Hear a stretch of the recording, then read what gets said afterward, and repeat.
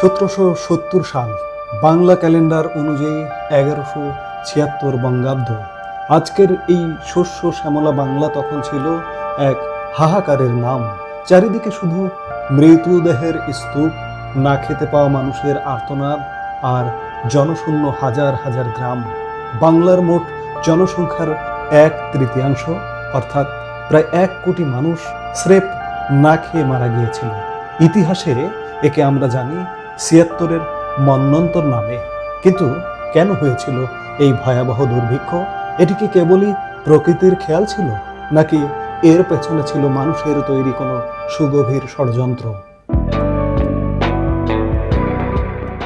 এই গল্পের শুরু 1757 সালে পলাশীর প্রান্তরে। নবাব সিরাজউদ্দৌলার পতনের পর বাংলার শাসন ক্ষমতা কার্যত চলে যায় ব্রিটিশ ইস্ট ইন্ডিয়া কোম্পানির হাতে। 1765 সালে কোম্পানি দেওয়ানি লাভ করে, যার ফলে তারা বাংলা থেকে খাজনা আদায়ের একচ্ছত্র অধিকার পায়। কৃষকদের উপর শুরু হয় অমানবিক করের বোঝা। কোম্পানি তাদের লাভের জন্য কৃষকদের ধান চাষ বাদ দিয়ে নীল এবং আফিম চাষে বাধ্য করতে থাকে। সঞ্চয় বলতে কৃষকদের কাছে আর কিছুই অবশিষ্ট ছিল না। 1768 সালে বাংলায় বৃষ্টিপাত স্বাভাবিকের চেয়ে অনেক কম হয়। 1769 সালে দেখা দেয় ভয়াবহ খরা। মাঠের ফসল মাঠেই শুকিয়ে গেল। কিন্তু ব্রিটিশদের দয়া হলো না। তারা খরা সত্ত্বেও খাজনা কমানোর বদলে বরং 10% বাড়িয়ে দিল। যে কৃষক তার নিজের খাওয়ার চাল জোগাড় করতে পারছে না, তাকেও চড়া সুদে কর দিতে বাধ্য করা হলো। 1770 সাল আস্তে আস্তে পরিস্থিতি নিয়ন্ত্রণের বাইরে চলে যায়। বাজারে চাল নেই, মানুষের হাতে টাকা নেই।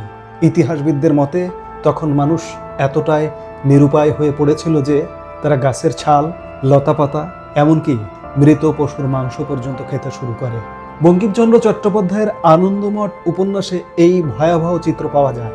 রাস্তাঘাট লাশে লাশে ভরে গিয়েছিল, কিন্তু সেই লাশ সৎকারের জন্য কোনো জীবিত মানুষ অবশিষ্ট ছিল না। মহামারীর মতো ছড়িয়ে পড়ল গুটি বসন্ত আর কলেরাও। আশ্চর্যজনক বিষয় হলো, যখন বাংলার মানুষ না খেয়ে মরছে, তখন ব্রিটিশ ইস্ট ইন্ডিয়া কোম্পানির গুদামে ছিল পর্যাপ্ত চাল। কিন্তু তারা সেই চাল বাজারে ছাড়েনি, বরং অধিক মুনাফার আশায় তারা চাল মজুত করে কৃত্রিম সংকট তৈরি করে। এমনকি দুর্ভিক্ষের সেই বছরেও কোম্পানি তাদের বার্ষিক মুনাফার লক্ষ্যমাত্রা পূরণ করেছিল। মানুষের জীবনের চেয়ে কোম্পানির কাছে রেভিনিউ বা রাজস্ব ছিল বড়। 76-এর মন্বন্তর কেবল একটি দুর্ভিক্ষ ছিল না, এটি ছিল ঔপনিবেশিক শাসনের নিষ্ঠুরতম উদাহরণ।